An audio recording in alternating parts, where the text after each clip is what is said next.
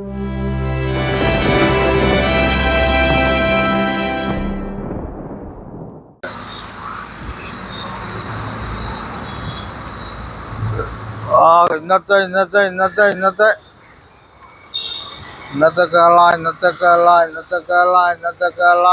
കേരള തീരാൻ പോകുന്ന ഇന്നത്തെ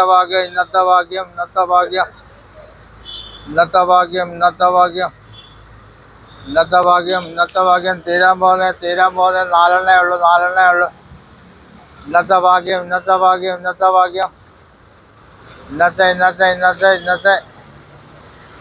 ഭാഗ്യം സാറേ. ഇന്നെടുക്കുന്ന ഇപ്പൊ എടുക്കുന്നു സാറേ. ഇന്നത്തെ ഭാഗ്യം സാറേ. ഇന്നെടുക്കുന്ന നാലെണ്ണേ ഉള്ളു, തീരാൻ പോകും. ഇന്നെടുക്കുന്ന സാറേ. നല്ല നമ്പരാ, നാലെണ്ണേ ഉള്ളു. നല്ല നമ്പരാ സാറേ.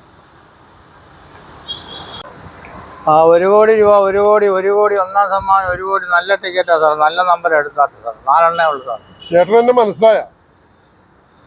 ഇല്ല സാറേ, ഓർത്തു നോക്ക്. ഇല്ല സാറ് എനിക്ക് മനസ്സിലാവുന്നില്ല സാറേ.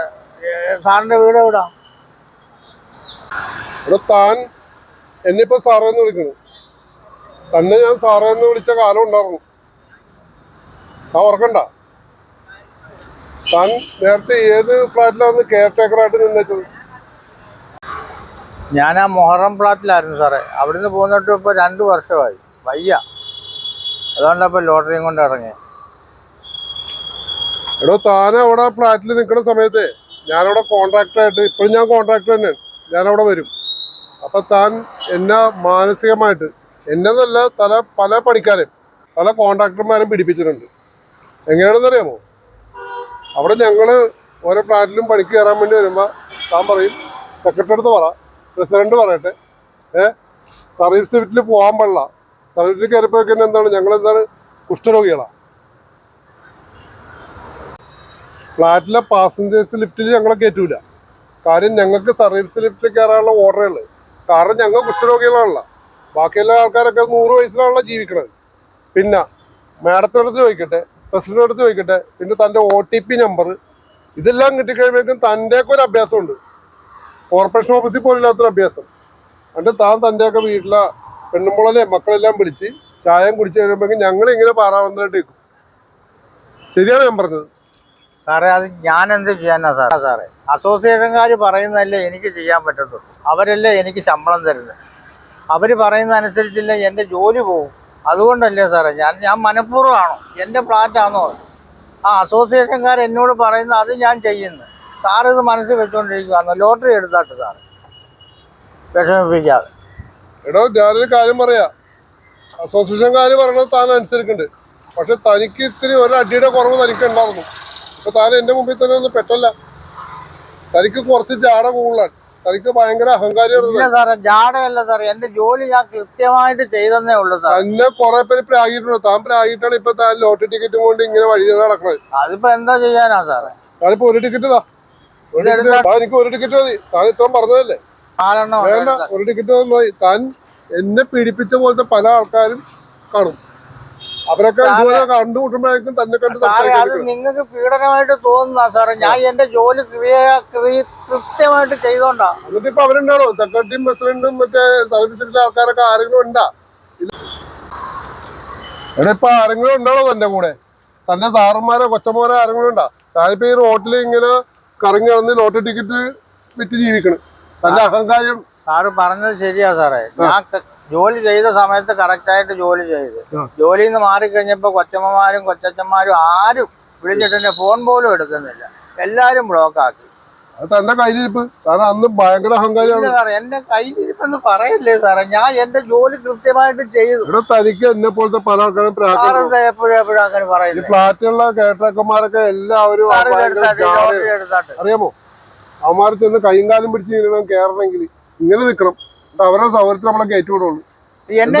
എന്നെ ഏൽപ്പിച്ച ജോലി ഞാൻ കൃത്യമായിട്ട് ചെയ്ത്. ഞാനിപ്പോ തന്റെ അടുത്ത് തല്ല് പിടിക്കാൻ പാടില്ല. ഞാനിപ്പോ കാര്യം പറഞ്ഞത് അവരല്ലേ എനിക്ക് ശമ്പളം തരുന്നത്. അവര് പറഞ്ഞ് ഞാൻ കേൾക്കണ്ടായോ? ശരിയാണോ? താല്പര്യം മനസ്സിലാക്കി. ഇപ്പൊ താൻ പഠിച്ചില്ലേ? ശരിയാ, സാറ് പറഞ്ഞത് ശരിയാ. എനിക്ക് പലരുടെയും പ്രാക്കുണ്ട്. ഞാൻ ജോലി ചെയ്ത് കൃത്യമായിട്ട് ചെയ്ത് അതുകൊണ്ട് ആൾക്കാർ പ്രാവുന്നു. നിങ്ങളെ പോലുള്ള ആൾക്കാർ കയറ്റി വിടരുതെന്ന് അവര് പറയുന്നത്. ഇവിടെ താൻ ഇപ്പോഴും ആ കുറ്റം സമ്മതിക്കണില്ല. താൻ ഇപ്പോഴും തന്റെ അഹങ്കാരം കൊണ്ട് ശരിയായ ജോലി ചെയ്തതാണ്. താൻ കൂടുതൽ സംസാരിക്കണ്ട. തന്റെ ഈ മൈൻഡൊന്നും മാറൂല. അറിയാമോ? തനിക്ക് ഇപ്പോഴും ആ കേട്ടേക്കേണ്ട ഒരു പദവിയാണ് തന്റെ മനസ്സിൽ കിടക്കണത്. താൻ ആ കുറ്റം സമ്മതിക്കാൻ തയ്യാറല്ല. ഞാൻ തെറ്റ് സാറിനോട് ചെയ്തിട്ടുണ്ടെങ്കിൽ സാറിനെ മാപ്പാക്കി തന്നാൽ ഈ ടിക്കറ്റ് കൂടെ സാറങ്ങ് എടുത്ത് നിവൃത്തിയില്ലാത്തതുകൊണ്ട് മനഃപൂർവ്വം ചെയ്യത്തില്ല.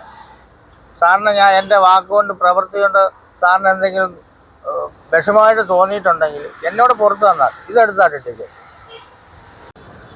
സാറ് പഴയ കാര്യം മനസ്സിൽ വെച്ചിരിക്കാതെ ഈ ലോട്ടറി എടുത്താൽ 3 എണ്ണേ ഉള്ളൂ. ഒരു 3 മണി ആകാറായി, 5 മിനിറ്റേ ഉള്ളൂ. എടുത്താൽ ഇവിടെ താനിപ്പോ എന്നെ സാറേ സാറേ എന്ന് വിളിക്കണല്ലേ? അതിന്റെ അർത്ഥം ഞാൻ പറയണില്ല.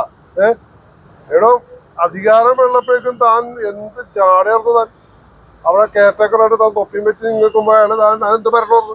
എന്നെ പോലെ പല പണിക്കാരോടെ വന്ന് നിന്നിട്ട് ഇങ്ങനെ തന്നെ നോക്കിക്കണേ ഞാൻ കണ്ടിട്ടുണ്ട് കേട്ടാ. ഇവിടെ മനുഷ്യരെല്ലാരും മരിച്ചു പോകും. അത് മനസ്സിലാക്കുക. ഇങ്ങനെ അഹങ്കാരം പാടില്ല. ആ അഹങ്കാരം കാണിച്ചത് തനിക്ക് ആ അഹങ്കാരം തന്റെ മുഖത്ത് എപ്പോഴും എഴുതി വെച്ചിട്ടുണ്ട്. അറിയാമോ? ഞങ്ങളൊക്കെ വന്നിട്ട് തന്നെ നോക്കിക്കുമ്പോൾ തന്റെ എല്ലാം കഴിഞ്ഞിട്ടാണ് താൻ ഞങ്ങളെ കയറ്റി വിട്ടുന്നത്. സെക്രട്ടറിയുടെയും പ്രസിഡന്റിന്റെ ഒക്കെ എല്ലാ അനുവാദം കിട്ടി, OTP കിട്ടി, താൻ വണ്ടി ഒരു ഫോട്ടോ എടുക്കലുണ്ട്. കാര്യം താനുള്ള ആ ഫ്ലാറ്റിന്റെ വലിയ മുതലാളി. ഇപ്പൊ മനസ്സിലായില്ലേ? ഞാൻ തന്റെ അടുത്ത് ഞാൻ ദേഷ്യപ്പെട്ടൊന്നും പറഞ്ഞല്ല. തന്നെ എനിക്ക് ദൈവമായിട്ട് കാണിച്ചു തന്നാണ്. അവര് പറഞ്ഞിട്ടാ സാറേ. താൻ ഇപ്പോഴും താൻ സമ്മതിക്കാൻ തയ്യാറാവണില്ല. തനിക്ക് പ്രാക്കണ്ടോ? താൻ പോ, എന്റെ പാടം നോക്കി. ഇതാണ് എന്റെ ഉപജീവന മാർഗം. അവസാനം താൻ ഈ ഫ്ലാറ്റിന്റെ മുമ്പിൽ തന്നെ വന്ന് ലോട്ടറി കച്ചവടം നടത്തണല്ലേ? ഇവിടെ എന്നെ പോലെ താൻ അന്ന് പിടിപ്പിച്ചേക്കണ പല ആളുകളും ഇതിലെ പോകുമ്പോ തന്നെ കാണും. അപ്പൊ തന്നെ മനസ്സിലാവും അവര് എന്നെ പോലെ ദേഹം തോന്നി തനിക്ക് ടിക്കറ്റ് എടുക്കും കേട്ടാ. തനിക്ക് പ്രാക്കാണ്. താൻ പോ, ആ ടിക്കറ്റായിട്ട് പോകും. ഇനി എനിക്ക് ടിക്കറ്റ് വേണം, പോയിക്കോ. താൻ പോണം. ദൈവമേ, ഇതാണ് എന്റെ ഉപജീവന മാർഗം.